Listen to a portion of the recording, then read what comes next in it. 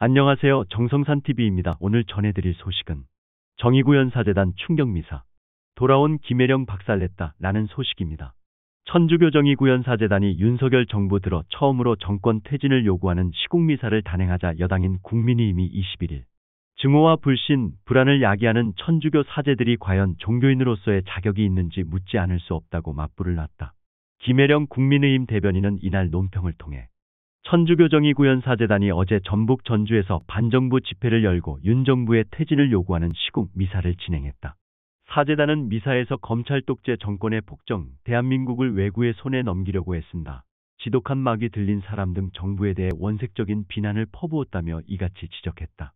김혜령 대변인은 이어 이 사재단의 가장 큰 문제는 종교인으로 보기 어려운 섬뜩하고 선동적인 표현 방식이라며 사재단 소속의 한 신부는 지난해 대통령 전용기가 추락하는 그림을 소셜미디어에 공유하며 비나이다라는 저주의 글을 올려 논란이 일기도 했다.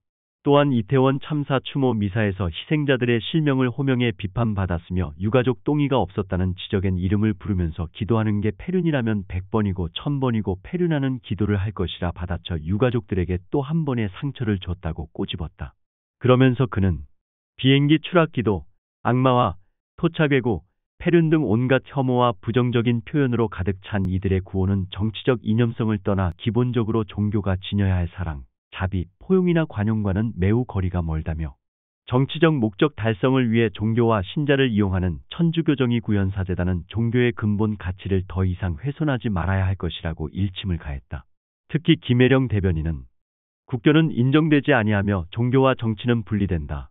우리나라 헌법 제20조 제2항은 정교 분리를 규정하고 있다며 우리나라 국민은 종교의 자유를 갖고 있으면 개인이 어떤 종교를 믿건 그에 상관없이 자신의 정치적 의사를 자유롭게 표현할 수 있으나 특정 교단 혹은 일부 사제들이 자신의 종교적 권위에 기대어 편향적인 정치적 입장을 살포하는 것은 엄격히 금지된다고 강조했다.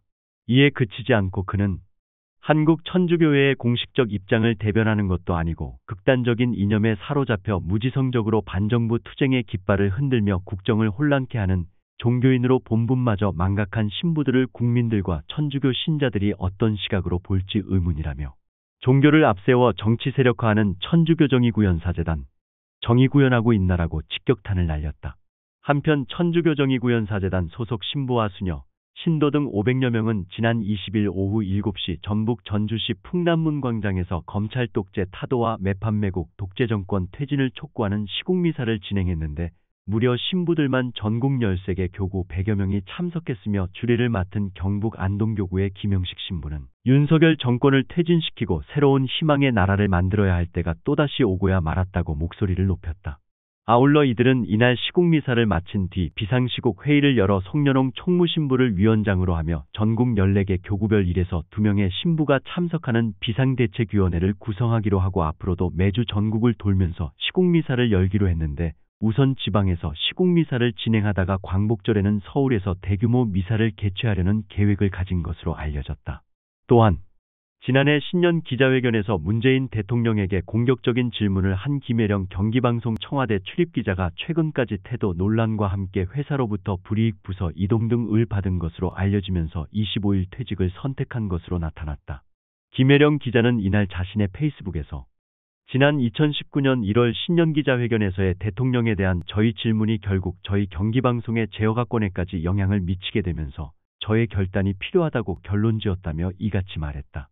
김혜령 기자는 23년간 몸담았던 경기방송 긴 시간이었다면서 제 인생의 반이었던 기자생활 그 가운데 10년을 청와대와 국회를 취재하면서는 고민과 갈등의 연속이었다. 동아일보 기자로 30년을 재직하셨던 아버지의 남겨진 기사와 글은 기자생활 내내 내가 제대로 잘하고 있는가 수없이 되묻게 하는 교과서였다는 말로 퇴직 소회를 밝혔다. 앞서 김혜령 기자는 지난해 청와대 본관에서 진행된 열린 신년기자회견에서 문재인 대통령에게 혁신 경제성장, 공정경제를 통한 성장 지속을 약속하셨는데 여론이 굉장히 냉랭하다는 걸 알고 계실 것이다. 현재 경제가 얼어붙어 있다. 그럼에도 대통령께서 기조에 대해 바꾸지 않고 있다. 이유를 알고 싶다. 또 그 자신감은 어디에서 오는 것인지 단도직입적으로 여쭙겠다고 질문했다. 이 과정에서 김혜령 기자는 자신의 소속과 이름을 밝히지 않았고 질문 내용과 태도가 예의가 없다는 이유 등으로 네티즌들로 신상털이 등 문매를 맞았고 던진 질문은 실시간 검색어에 오르며 논란이 됐다.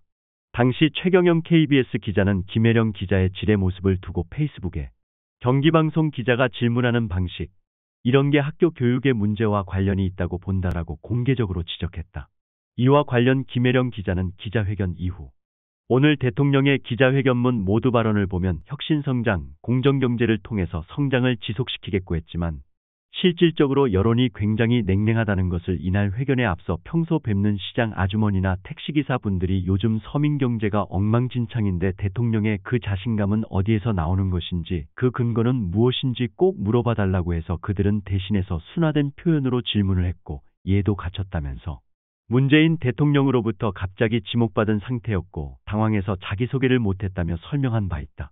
김혜령 기자는 최근 동료 기자에게 회사가 제어가권 때문에 힘들어졌다고 말한 것으로 알려졌다.